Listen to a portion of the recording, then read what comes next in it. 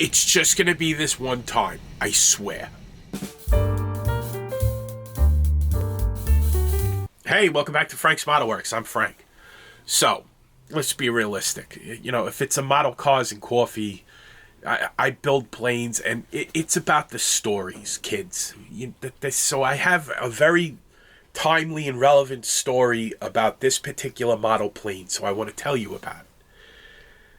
So, last week, as you know, I was on vacation.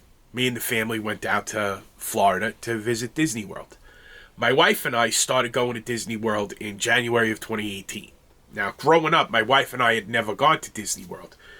Usually when my wife went on vacation as a kid, she went to visit family over in Italy. And my parents and my sister and I, when we went on vacation, we went north. We would go to Maine or Lake George in New York in the summer. So we'd never been there either, so we were like, all right, let's go. I was going to drive my, at the time, 90,000-mile Dodge Journey down there. And it was Christmas of 2017, and I'm telling my uncle about driving down there, and he goes, why don't you guys just fly out of Islip? I go, what do you mean?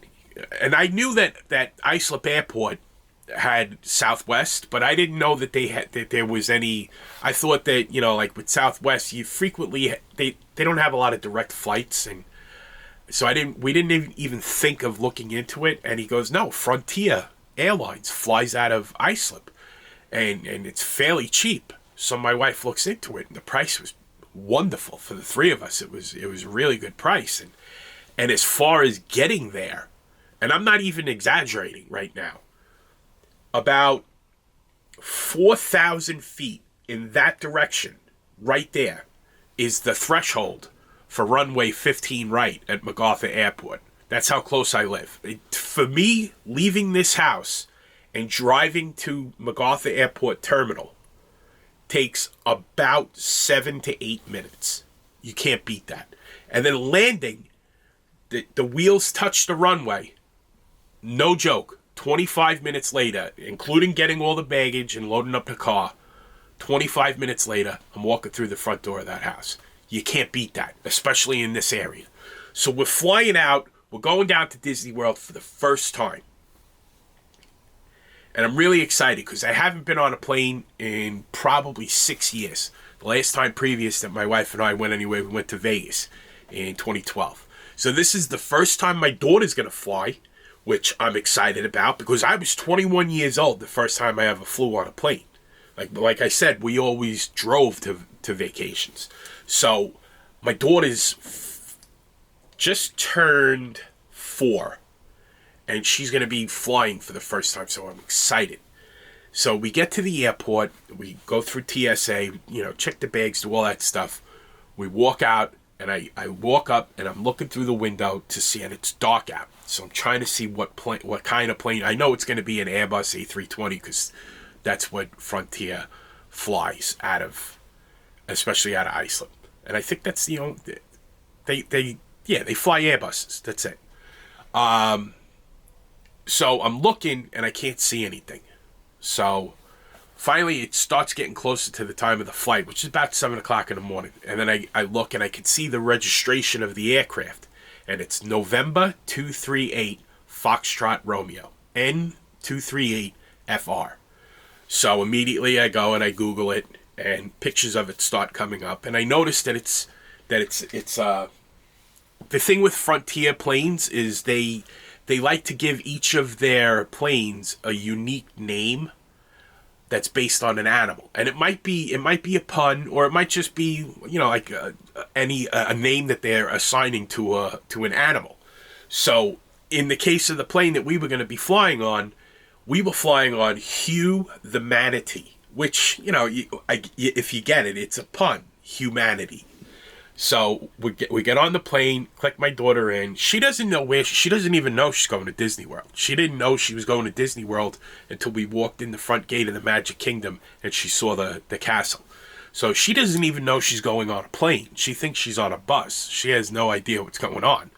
So we take off, and I'm really excited.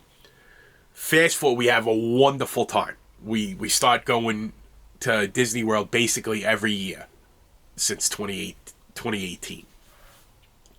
Fast forward to April of 2018, my wife wanted to celebrate our wedding anniversary, so she booked a weekend stay at the newly opened TWA Hotel in JFK Airport. And the cool thing about JFK Airport, the TWA Hotel, is that you could reserve a room that overlooks the air side, so you can see the terminals, the international arrivals terminal, and all of those airlines from all over the world, and you can watch the runways and stuff like that. It's really awesome. If you're ever in New York, I would highly recommend give it a shot. Try it out.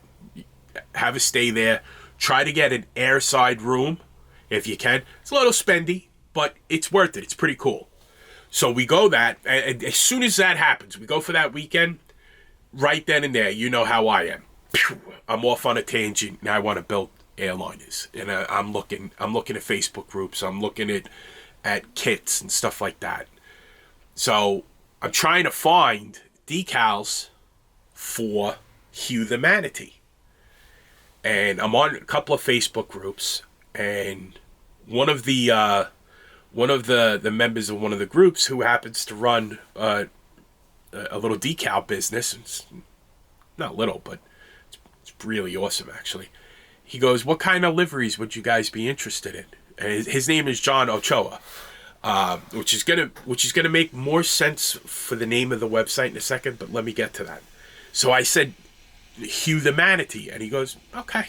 You know, like he actually wound up offering that. I ordered several sets of it from his website in both 1/200 scale, which is the scale of the plane in the picture, and 1/144th scale, which is a more common scale for airliners, but it's bigger. It takes up more room. So I go out, I get the kit, Hasegawa 1/200 scale A320 CEO, which is the original engines that the original design of the A320. Now, the thing about A320s is they've been around for a pretty long time, late 80s, 90s, somewhere in there. They started entering service and became very prevalent.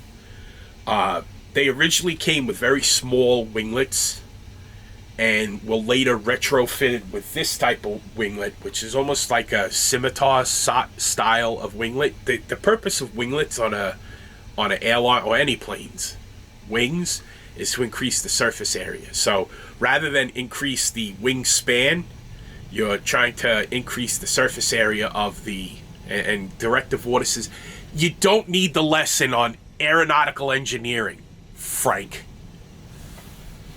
So anyway, the cool thing about Frontier planes is that they'll put the image of the animal that's on the tail on the inside of the winglets, and I will try to put a picture of that up now.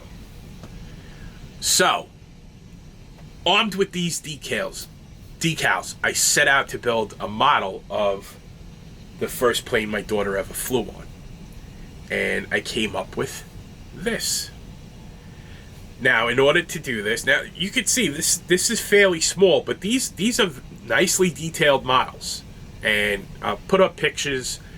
The only things that I don't know if it's accurate or not is whether or not the black wing walk lines that are on the wings, I don't know if those are accurate, or the escape route decals, those white things by the fuselage over here.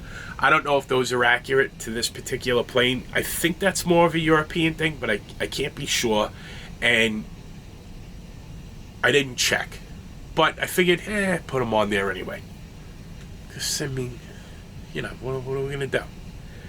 So, I build the model, and everything's great.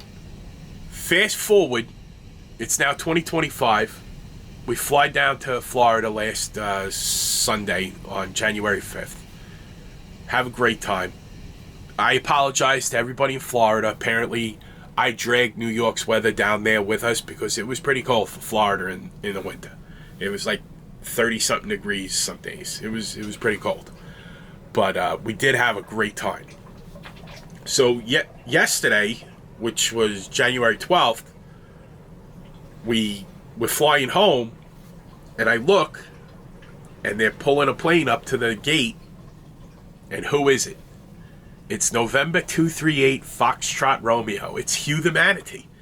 And I think that's kind of rare. I guess that I don't know if it's rare or not, but you can use the registration of an aircraft to find out where it's been, where it's going, where it is right now. I'll have links to websites where you can look that kind of stuff up. I'll have links to the decals. I'll have links. You know me. I put links everywhere. I mention things, all that other stuff. Oh, by the way, the colors, which you're going to ask about in the comments because you already dumped out of this video several minutes ago. MRP paints was used for the fuselage and the wings. That's their MRP-004 White, light gold gray, and dark gold gray for the wings. The blue is GSI Krios Mr. Hobby, light blue. I'll have down in the description the exact thing, and green for the engine nacelle itself. The thing that goes around. Nacelle?